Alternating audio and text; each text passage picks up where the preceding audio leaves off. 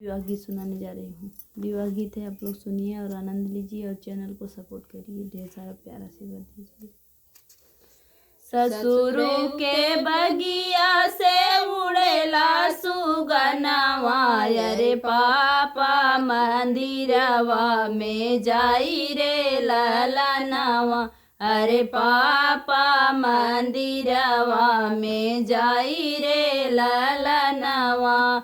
घरा में से निसरी नी बेटी हो कवानी दे, अरे झपटी मंदिरवा में जाई रे ललनवा, अरे झपटी मंदिरवा में जाई रे ललनवा।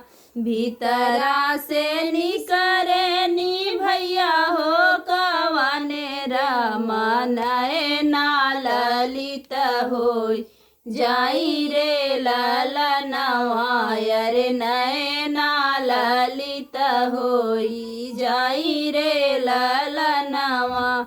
ऐसन सुगन माई मारी गिरई बैयर मोरे मंदिरवा में जाई रे ललनवा, अरे मोरे मंदिरवा में जाई रे ललनवा। भीतरा से निसरी नी बेटी हो कवानी दे, अरे हाथ जोड़ी भैया लगे जाई रे ललनवा, अरे हाथ जोड़ी भैया लगे जाई रे ललनवा।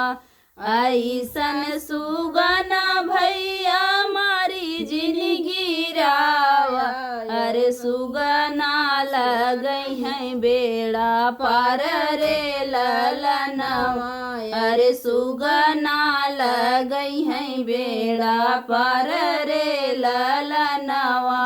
ससुरु के बगिया से उड़ेला सुगनवा, अरे पापा मंदिरवा में जाई रे ललनवा, अरे पापा मंदिरवा में जाई रे ललनवा।